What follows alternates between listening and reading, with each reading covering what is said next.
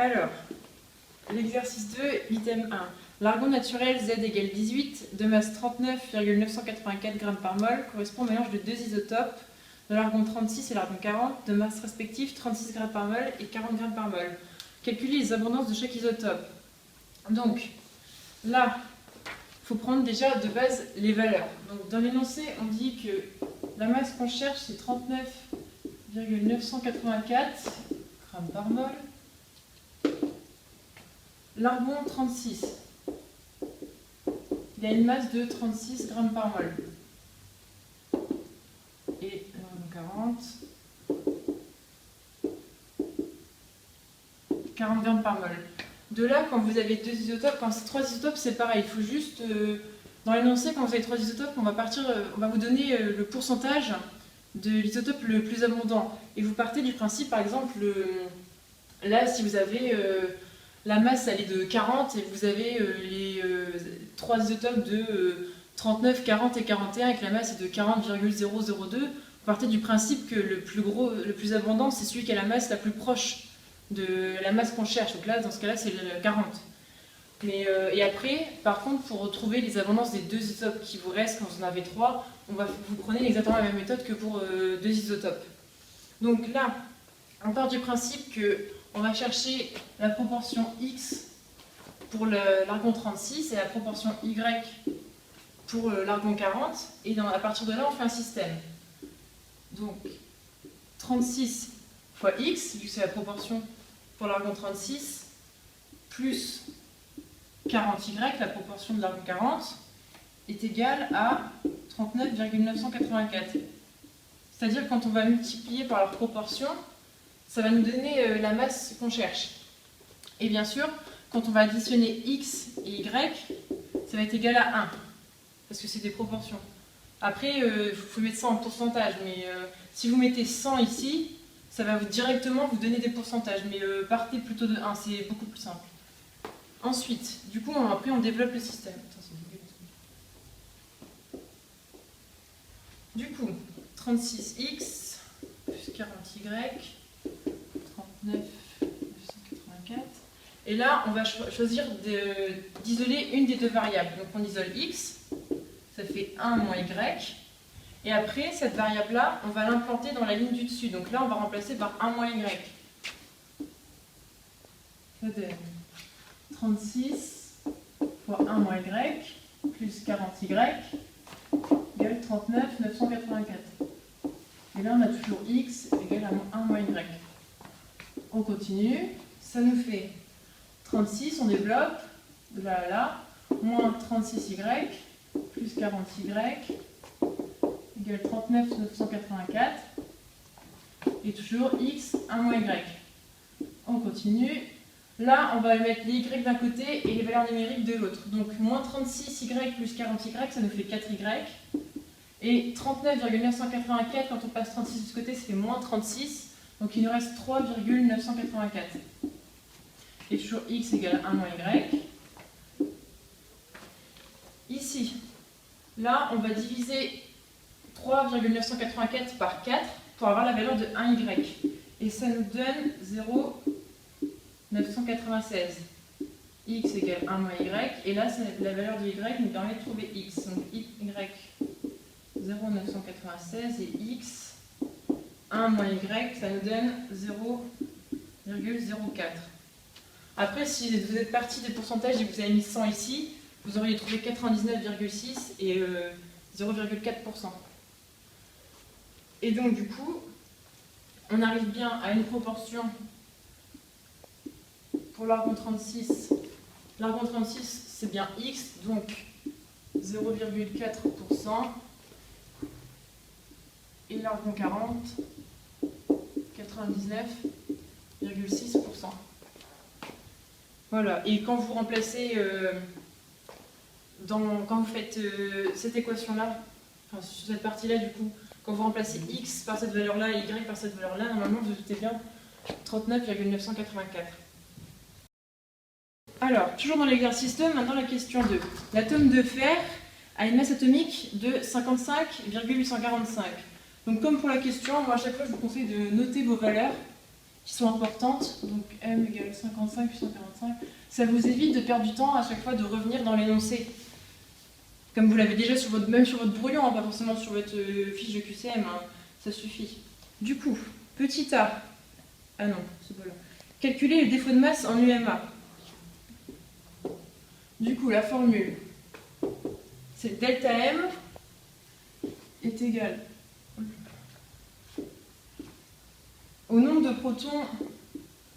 Non, Z. Pourquoi j'ai fait ça? La masse de protons fois le nombre de protons plus la masse d'un neutron fois le nombre de neutrons, le tout moins la masse du noyau. Du coup, on remplace. Ici, 56, 26. C'est le fer. 56, 26. Donc il a 26 protons. 26 fois 1,0074.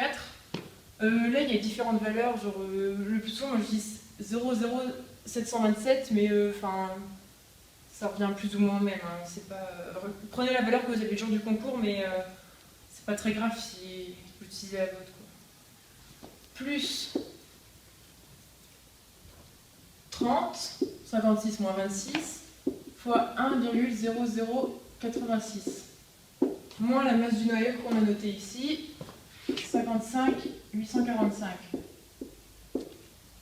Du coup, au total, ça nous donne 0,6054 UMA. Ça, c'est le défaut de masse.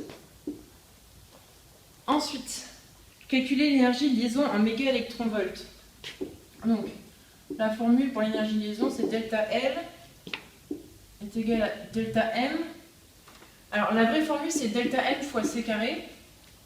Mais là, comme l'énergie qu'on vous demande le plus souvent, d'ailleurs, ce sera, vous devrez trouver l'énergie en mégaélectronvolts. Donc moi, j'ai choisi, au lieu de faire la formule pour trouver une énergie en joules, puisque si vous faites delta M fois C carré, ça va vous donner une énergie en joules, j'ai décidé d'utiliser delta M. C'est toujours la même formule, c'est delta L est égal à delta M, mais quand vous le multipliez par 931,5, ça va vous donner directement le résultat en mégaélectronvolts en fait, donc ça vous fait gagner du temps. Mais il ne faut pas oublier que ça vous le donne en mégaélectronvolts et pas en joules. Donc si on vous le demande en joules, il faut prendre delta L égale delta M fois C carré. Donc on reprend delta M 0,6054 fois 931,5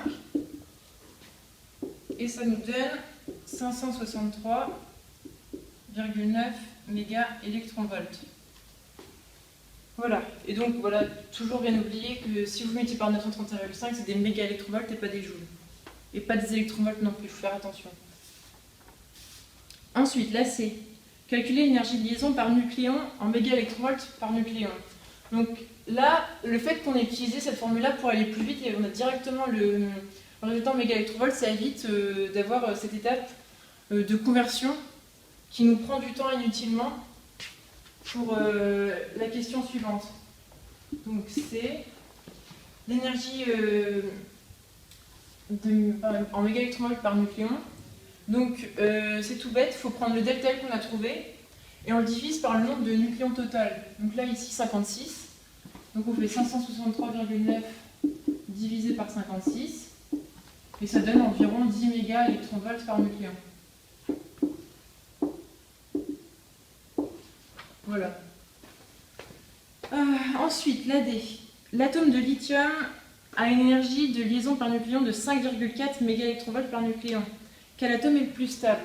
Donc, là, on a trouvé que le fer, c'est 10 mégaélectronvolts par nucléon. Et le lithium, on nous dit que c'est 5,4. Il faut savoir que pour être le plus stable possible, un atome doit avoir la plus grande énergie de liaison par nucléon. Donc là, évidemment, 5,4 c'est inférieur à 10. Du coup, ça va être le fer qui va être le plus stable. Et il faut savoir aussi, si jamais le jour du concours ou même dans vos QCM, vous tombez sur le fer, sur un item pareil, où on vous demande de comparer la stabilité de l'atome de fer comparé à un autre atome. Il faut savoir que l'atome de fer, c'est l'atome le plus stable du tableau périodique. Donc si un jour vous tombez sur un QCM où on demande de comparer la stabilité du fer contre un autre, vous ne cherchez même pas. Le fer, c'est le plus stable de tous. Exercice 3. Quel niveau N correspond au quatrième état excité? Donc ça, c'est ce que j'ai déjà dit en corrigeant la question 13 à l'armature. Il ne faut pas confondre, surtout, niveau N et état excité. Donc ici, on demande le quatrième état excité. Donc, si je fais, tu vois ici? Ouais. Je fais tac. Là, non, c'est à l'envers. C'est dans l'autre sens. Alors, là, c'est le niveau fondamental. N égale 1. Là, on a N égale 2. C'est pas proportionnel du tout. Hein.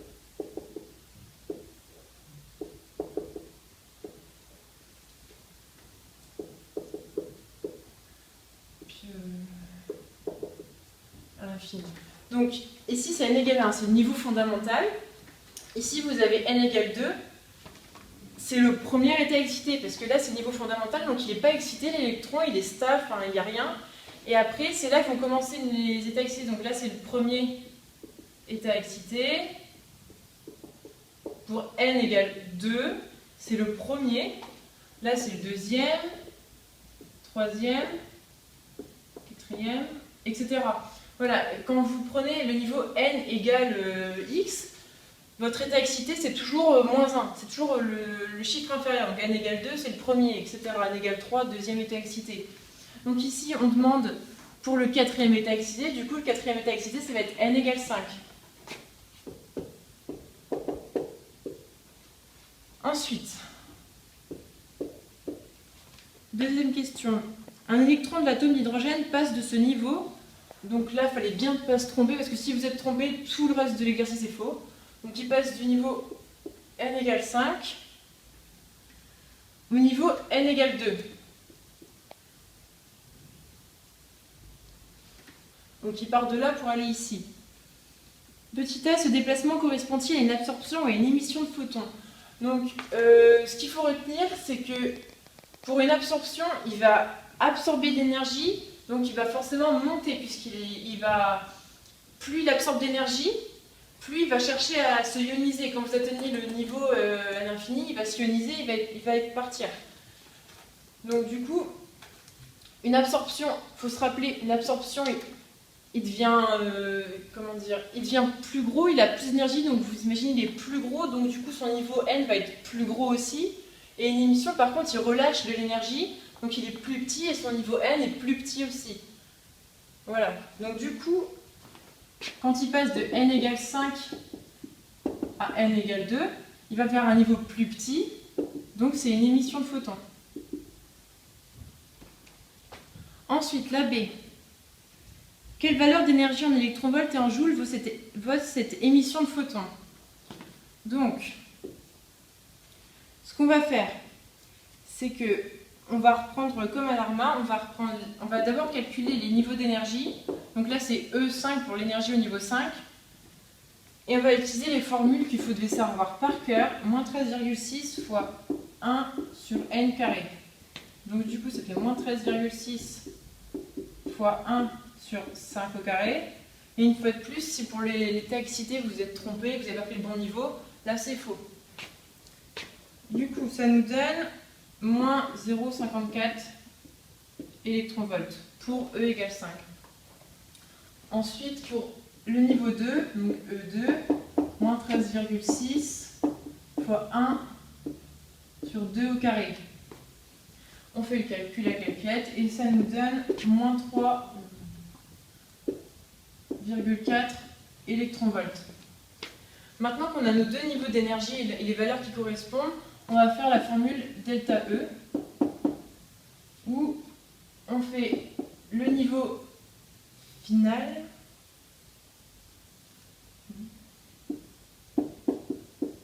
moins le niveau initial. Donc du coup, le niveau final, on arrive à 2, et le niveau initial, c'est E5. Donc si on calcule, ça nous fait moins 3,4, moins, et là il faut bien faire attention à tous les négatifs. Il y a un moins ici, mais il y en a aussi sur les valeurs. 0,54. Et ça nous fait moins 2,86 électronvolts. Et donc ça, c'est l'énergie de transition qui est émise par le photon quand il va de n égale 5 à n égale 2.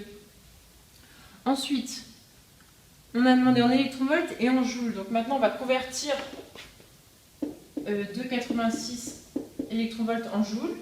Donc pour mettre en joules, c'est pas compliqué, c'est une valeur à savoir par cœur, que vous, normalement, vous n'avez pas le jour du concours, donc il faut vraiment la savoir par cœur. C'est 1,6, ou 1,6 en 2, mais le millième, le 2 au millième, on s'en fiche, concrètement. 1,6 fois 10 moins 19, et donc ça nous donne 4,58, 10 moins 19 joules. Voilà, et pareil, si vous avez des joules et que vous les passez aux électronvolts, au lieu de multiplier, vous divisez. Là, si vous faites 4,58, 10 moins 19 divisé par 1,6, 10 moins 19, ça va vous donner 2,86. Voilà. Ensuite, le petit c. À quelle valeur de longueur d'onde en nanomètres cette énergie correspond-elle? Donc là, on va reprendre la formule avec lambda. Dans votre cours, normalement c'est E égale H sur lambda, mais là on va la convertir directement, c'est pas compliqué. On va prendre lambda égale H sur E. Et du coup, c'est pareil. L'énergie, là on va vous demander la longueur d'onde de l'émission de photons, pas d'un niveau. Si c'est un niveau, vous prenez l'énergie E, mais il faut faire attention quand c'est une émission ou une absorption. Là c'est toujours E, mais c'est le delta E que vous prenez. Du coup, on calcule. Plan que je vous conseille de la savoir par cœur. 6, 626, 10 moins 34 fois 3, 10 puissance 8. Le tout divisé par votre delta E. Attention, quand vous êtes là, c'est des joules dans la formule. Donc il ne faut surtout pas mettre des électronvolts ou alors il faut les convertir. Et du coup, on reprend la valeur qu'on a calculée juste avant. 4,58, 10 moins 19. Et ça nous donne 4,34 10 moins 7 mètres. Et pour qu'on passe des mètres au nanomètre, 1 mètre, c'est égal à 10 puissance 9 nanomètres. Du coup, vous faites 4,34 10 moins 7 fois 10 puissance 9 et ça va vous donner la valeur en nanomètres. Du coup, ça fait 434 nanomètres. Après, pour ceux qui veulent aller plus vite et qui n'ont pas trop de mal avec les conversions, moi je sais que je ne faisais pas le fois 10 puissance 9. Je savais que quand j'avais 10 moins 7 en puissance de 10, je savais qu'il fallait que je rajoute 2 chiffres à la virgule. Parce que du coup, ça fait, si là on est à 4,34, si je décale d'un rang, ça fait 10 moins 8. Et là, 434, 10 moins 9 mètres. Donc 434 nanomètres. Voilà. Et par exemple, il ne faut pas se tromper, si votre résultat c'est par exemple 434 10 moins 8 de base, mètres, là il ne faut surtout pas se précipiter et dire c'est 434 nanomètres, puisque faire attention, c'est 10 moins 8. Donc là, si ça avait été 10 moins 8, ça aurait été 43,4 nanomètres. Il faut faire attention au niveau de la puissance si vous voulez aller plus vite et pas forcément faire une vraie conversion sur votre calculette par contre. Ensuite, D. À quelle série appartient cette longueur d'onde? Donc, on arrive sur n égale 2. Donc, la série qui correspond à cette longueur d'onde, c'est la série de Balmer. Ça, c'est pareil, c'est à savoir par cœur. À partir du moment où vous arrivez que ce soit une absorption ou une émission, si vous arrivez sur n égale 1, c'est Lyman, n égale 2, c'est Balmer, Paschen, bracket, et mais celui-là je ne sais pas trop le prononcer. Voilà, que ce soit là on passe de n égale 5 à n égale 2, on arrive sur Balmer, ou n égale 1 et on monte jusqu'à n égale 2, ce sera toujours Balmer parce que vous arrivez sur n égale 2. C'est vraiment le niveau sur lequel vous arrivez, que ce soit une absorption ou une émission. Et c'est pareil, Lyman, c'est des UV, Balmer, c'est le visible.